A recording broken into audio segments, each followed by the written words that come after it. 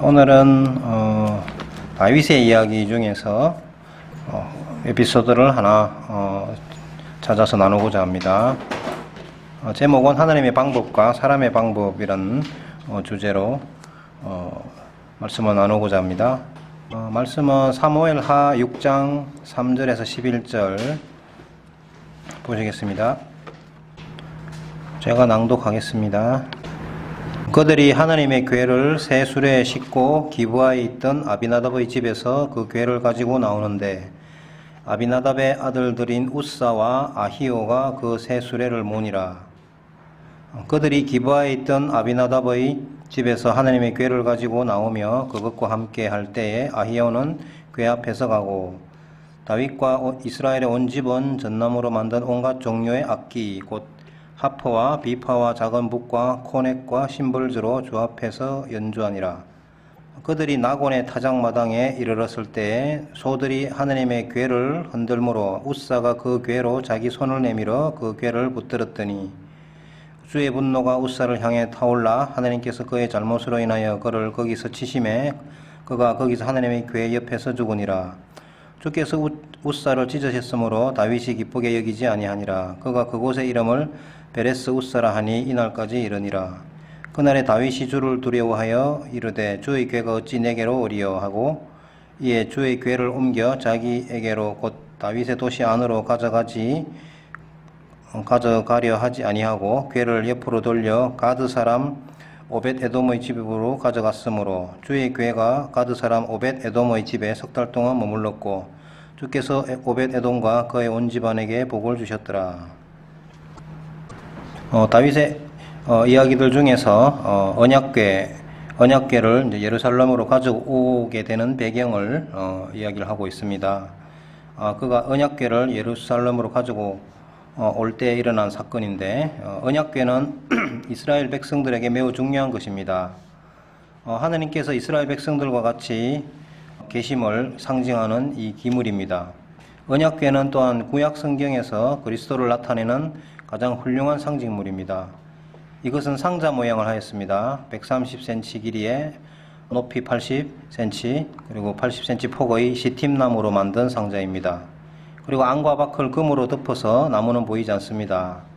그래서 언약궤는 금상자이기도 하고 나무상자이기도 합니다. 이것은 예수 그리스도께서 하나님이시며 사람이신 것을 상징합니다. 그 상자는 인성과 신성이 합쳐진 사람이며 하나님이신 예수 그리스도를 잘 예표하고 있습니다. 그 상자에는 세 가지 중요한 물건들이 있습니다. 십계명 돌판과 아론의 쌍난 지팡이와 만나 샘플입니다. 십계명 돌판은 예수께서 인간으로서 세상에 사실 때 그의 삶을 나타내는데 그분은 십계명을 완전히 지킨 유일한 인간입니다. 그분은 율법을 완성하시려고 오신 자입니다. 그리고 금 항아리에 만나가 있었는데 요한복음 6장 32, 33절에 말씀하고 계십니다. 그때 예수님께서 그들에게 이르시되 진실로 진실로 내가 너희에게 이르노니 모세가 너희에게 하늘로부터 그 빵을 주지 아니하였느니라. 오직 내 아버지께서 너희에게 하늘로부터 참빵을 주시나니 하나님의 빵은 하늘로부터 내려와 세상에 생명을 주는 자니라 하시니라. 하나님의 빵은 하늘에서 내려 세상에 생명을 주시는 것이라고 말씀하십니다. 만나 항아리는 자신을 세상을 위해 바치기 위해 오신 그리스도와 그분의 죽음을 상징하는 것입니다. 그리고 아론의 쌍난 지팡이는 그리스도의 부활을 말씀하십니다. 지팡이는 생명이 없는 막대기입니다. 그러나 순이 돋고 꽃이 피는 즉 생명이 돋아나는 지팡이로 예수 그리스도의 부활을 상징하고 있습니다. 그래서 언약궤는 영광스러운 그리스도 자신과 그분의 구속의 역사를 상징하고 있습니다.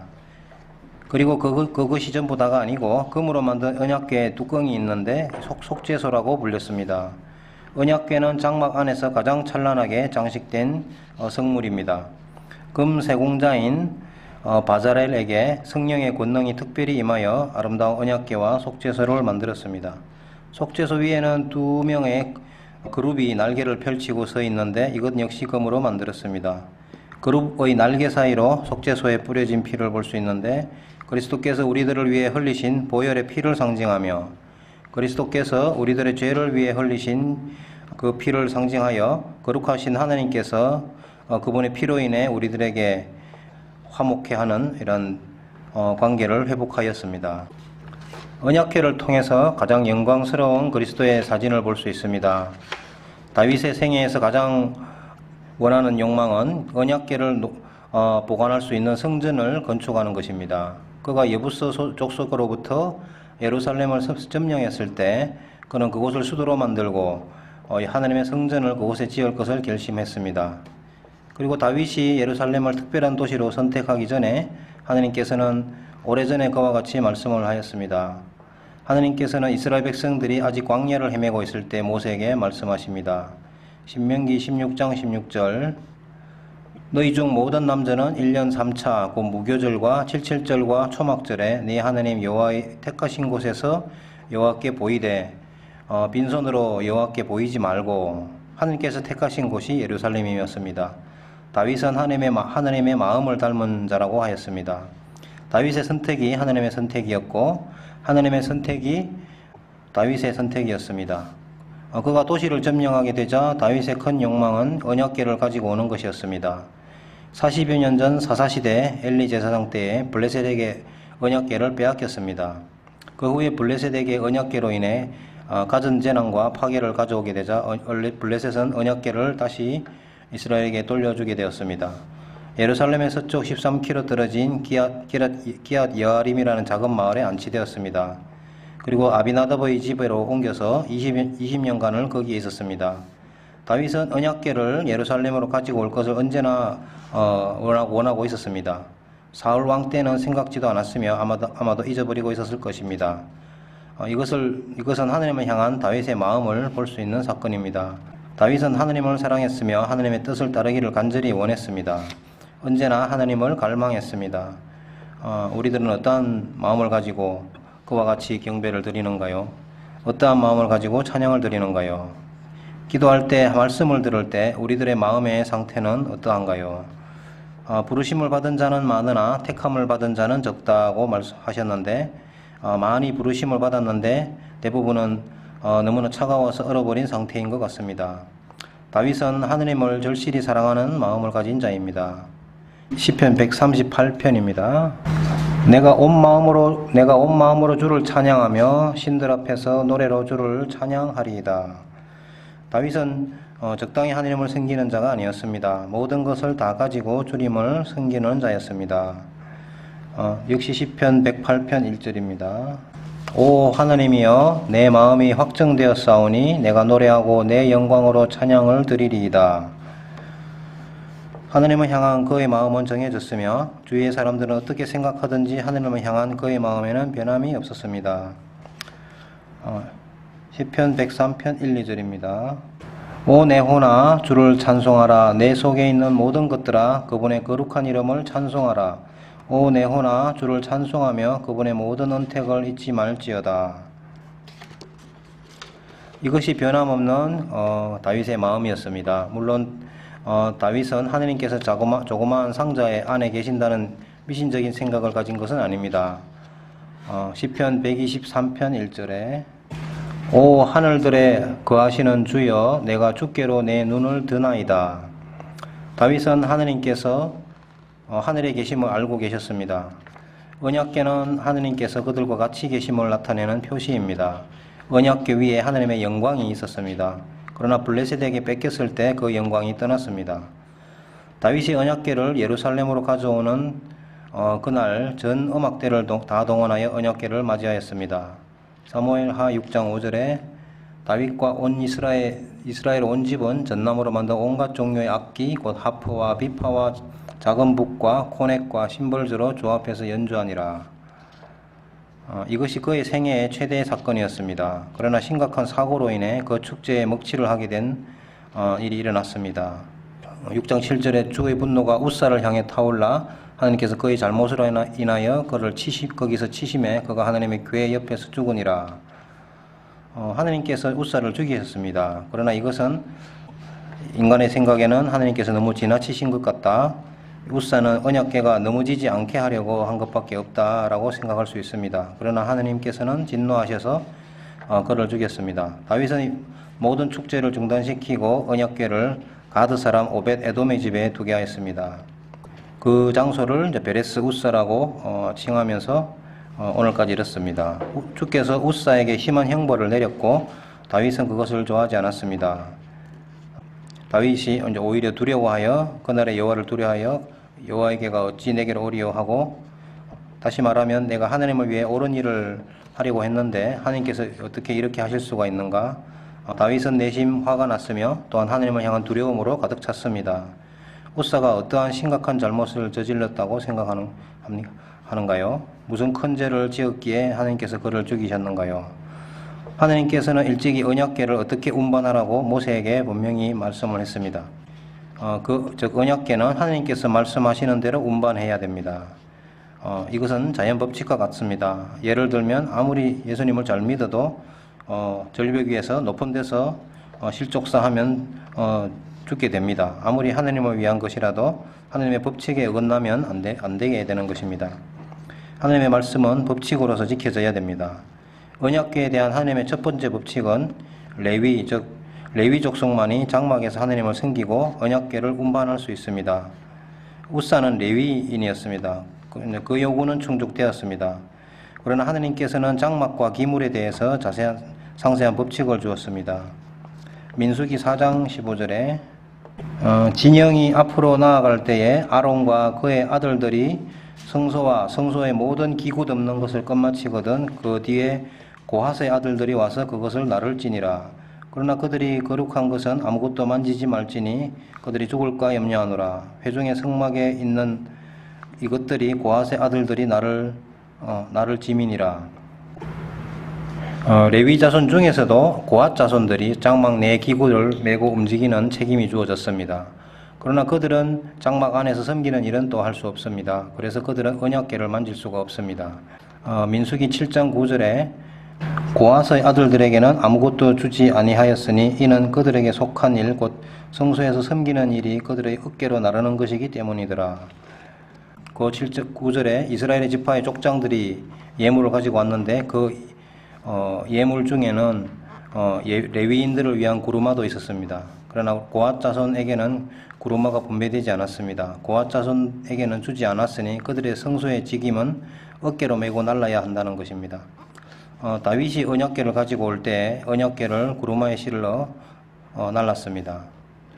그때 우사가 언약궤를 손으로 터치를 했습니다. 이 모든 것이 하나님의 법칙에 어긋나는 일이었습니다. 블레셋은 소달구지에 상자를 실어서 보냈으나 그들에게는 아무 일도 일어나지 않았습니다. 하나님께서는 그 이방인인 그들에게 대해서는 어떠한 율법도 주지 않았기 때문에 일이 일어나지 않았습니다. 그러나 이스라엘은 하나님께로부터 그 상자 언약궤에 대한 율법을 받았습니다. 그래서 이스라엘은 그 율법을 지킬 책임이 있습니다. 이스라엘 백성들은 율법을 무시했으며 이방인 블레셋의 방법대로 운반을 하게 된 겁니다. 이와 같이 우리 하나님은 법칙과 말씀에 대해서 아주 까다로운 하나님이십니다. 우리 사람들 마음대로 주님의 섬기는 이 교회가 조직되고 운영되는 것이 아닙니다.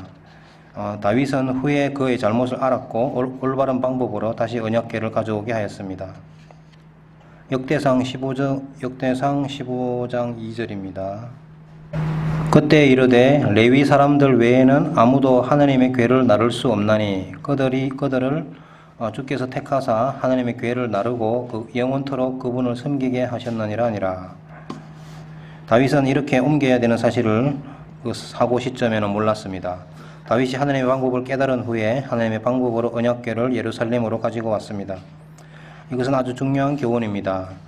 하나님께서 명하신 하나님의 방법은 하나도 무시되면 안 됩니다. 꼭 지켜야 됩니다. 이러한 기록들은 우리들을 위해 전해지는 것입니다. 우리들은 혹시 주님을 위해서 무엇인가를 열심히 하면서 하나님께서는 오히려 진노하는 방법으로 잘못된 방법으로 섬기지 않는지 생각해 봐야 됩니다. 많은 사람들이 천국에 가려고 예수님을 믿습니다. 교회에 소속되어 있고 또 예배 시간에 참석도 합니다. 구원받겠다는 것은 올바른 생각입니다. 그러나 그들이 올바른 방법으로 그 방향으로 가고 있는지 물어볼 수 있습니다. 미국의 경우를 보면 10명 중 7명은 그들이 본인들 스스로 죽으면 천국에 간다고 믿습니다. 그런데 미국 인구의 10% 미만이 교회에 참석을 합니다. 그들 중에서 진짜로 거듭난 사람들이 몇 명이나 될까요? 다시 말하면 소수를 제외하고는 다 하느님의 진노 안에 있으며 천국에 하늘나라에 간다고 믿고 있는 상태입니다. 하느님께서 하신 말씀은 다 법칙입니다. 목적이 좋다 하여도 말씀이 무시되고 사람의 방법이 앞서면 하느님의 진노 가운데 처하게 됩니다. 그는 하느님의 법을 어긴 상태이기 때문입니다. 지금은 말세라고 합니다. 말세 시기에 참진리를 가리는 여러 가지 거짓 종교와 유사, 사이비 모든 거짓 복음들이 판을 치는 현대입니다. 어떤 종교적인 경험을 통해 또는 어떤 의식을 통해 구원받는 것이 아닙니다. 예수 그리스도를 나의 구주로 영접함으로써 그분과 개인적인 관계를 가져야 됩니다. 구원받기 위해서 어떤 것을 하여야 되는 것이 아니라 길이요 진리요 생명이신 그분을 나의 구원자로 영접했는가 안 했는가가 내가 구원받았는가 아닌가를 분명히 가름하고 있습니다. 구원받기 위한 하나님의 말씀은 무시되고 사람의 방법과 생각이 앞서는 것은 하나님의 법칙을 어기는 것입니다. 하나님의 진노 아래 있게 되는 것입니다. 사도행전 9장 1, 2절에 아굴라와 그리스도인에 대해서 불리게 되었습니다. 사도행전 18장 26절입니다. 그가 회당에서 담대히 말하여 시작하기를 아굴라와 브리스길라가 그의 말을 듣고 그를 데리고 와서 그에게 하느님의 길을 더욱 완전하게 설명해 주니라. 하느님의 길, 하느님의 도라고 합니다. 그리스도인은 처음에 그것을 그의 도라고 불렸습니다. 그 길이라고 불렀습니다. 아골라와 브리스길라는 아볼로를 집으로 데리고 가 하느님의 도를 자세히 설명해 주었다고 합니다. 즉 초대교회 시대에는 그리스도인이라 불리지 않았고 복음이라고도 안 했고 그 도라고 하였습니다. 그리고 성도들은 그 도를 쫓는 자들, 그 하느님의 길을 쫓는 자들이라고 하였습니다. 다시 말하면 우리 개인의 의견, 방법, 우리 자신의 길은 가치가 없는 것입니다. 하느님의 말씀, 방법, 하느님의 길만이 유일한 구원의 길입니다. 예수님 자신이 그 길이라고 하였습니다. 소위 그리스도인이라고 하면서 얼마나 많은 사람들이 인간의 방법인 그 소달구지 구르마에 구원을 싣고 가려고 하는지 생각해 볼 수 있습니다. 하느님의 진노가 그들에게 그대로 있습니다. 첫 번째 현대 신학자인 가인의 후예들, 또 피 대신에 그리스도의 피 대신에 다른 좋은 열매를 하느님의 방법 대신에 자신의 방법을 주장하는 사람들은 주의 이름으로 주님께 제사를 드려도 진노가 그들 위에 그대로 있습니다. 또한 경건한 생활을 위해 성도들이 얼마나 노력을 하는지, 또 얼마나 많은 성도들이 실패의 삶을 사는지, 또 아무리 노력해도 되지 않으니까 포기해버린 사람들도 많이 있습니다. 우리 스스로는 온전히 그리스도인의 경건한 삶을 살 수가 없습니다. 그것은 불가능하고 하느님께서 우리에게 요구도 하지 않으십니다. 하느님의 언약궤는 손으로 대지 말라고 하셨습니다. 최소한 우리가 노력하여야 되지 않겠는가 하고 항의를 하는 자도 있을 것입니다. 그러나 문제는 우리가 감히 노력한다는 것입니다. 하늘에 계신 하느님께서 거룩하신 것과 같이 그렇게 거룩하려면 그리스도 안에서 온전히 행하는 방법밖에 없습니다. 그리스도 안에서 너희를 부르신 하느님께서 온전히 굳게 강하게 하시리라. 하느님께서 친히 너희를 온전히 거룩하게 흠없게 보존하시리라. 로마서 6장 14절 제가 너희를 주관치 못하리니 이는 너희가 법 아래 있지 아니하고 은혜 아래 있음이니라. 우리는 바울 사도께 이와 같이 물을 수 있습니다. 우리는 어떻게 저항하고 싸울 수 있는가? 그의 답은 우리는 원해도 저항할 수도 싸울 수도 없다고 하십니다. 우리의 육신 자체에는 하느님의 뜻을 따르고자 하는 욕망이 없습니다. 로마서 8장 7, 8절입니다. 육신적인 생각은 하나님의 법에 복종하지 아니할 뿐 아니라 참으로 그리할 수도 없으므로 하느님과 원수되는 것이니라. 그런즉 이와 같이 육신 안에 있는 자들은 하느님을 기쁘게 할 수 없느니라. 그러면 어떻게 육신에서 벗어날 수 있는가? 죽는 것이 유일한 방법이라고 합니다. 그래서 우리가 할 수 있는 것이 있습니다. 로마서 12장 1절 그러므로 형제들아 내가 하나님의 긍휼을 힘입어 너희에게 간청하노니 너희는 너희 몸을 거룩하고 하나님께서 받으실 만한 살아있는 희생물로 드리라. 이것이 너희의 합당한 섬김이니라. 몸을 제물로 드리는 것은 죽는 것입니다. 즉 그리스도 안에서 죄에 대하여 죽은 자로 여기고 주님께 다 맡기라는 것입니다. 하나님께서 우리에게 요구하시는 것은 그리스도인의 삶을 살라고 하시는 것이 아니고 그분께 다 맡기라는 것입니다. 즉 손으로 만지지 말라. 내가 할 것이다. 우리는 하나님을 위해서 살기를 원합니다. 우리는 무엇을 해야 되는지 알고 있습니다. 율법을 다 지켜야 합니다. 그러나 그것은 불가능한 상태입니다. 그리고 그것을 하나님께서 요구하지는 않습니다. 그분이 요구하시는 것은 로마서 6장 11절에 말씀하신 것처럼 이와 같이 너희도 너희 자신을 죄에 대하여는 참으로 죽은 자요 하느님께 대하여는 예수 그리스도 우리 주를 통해 산 자로 여길지어다. 즉 우리는 아무것도 하지 말고 만지지 말고 하느님께서 다 하시게 하여야 합니다. 우리가 죽었다면 언약궤가 흔들리건 엎어지건 손을 내밀어 터치하지 않을 것입니다. 하느님께서 그분의 책임이라고 하는 것을 스스로 해보려고 하지 마십시오. 우리는 구원에 있어서 경건한 믿는 자의 삶에 있어서 스스로 무엇인가 해보려고 합니다. 하느님께서 말씀하시기를 다치지 말라, 손대지 말라, 조용히 서서 주의 구원을 보기만 하여라. 구원받기 위하여 옳은 일을 하려고 하지 말고 길이 되시는 그리스도께 나오라. 영적으로 성공적인 승리의 삶을 살기 위해서는 다윗이 한 것과 같이 하여라. 다윗은 동기는 좋았으나 하느님의 방법이 아닌 자신의 방법으로 하려고 했던 그 자신의 잘못을 인정하고 하느님께 돌아와 다시 하느님의 방법으로 하였습니다. 그와 같이 우리들도 우리의 삶을 주님께 그분께 다 맡겨야 합니다. 그 상자에서 손을 떼고 주님께 다 맡깁시다. 그것이 하느님께서 우리에게 권하시는 방법입니다.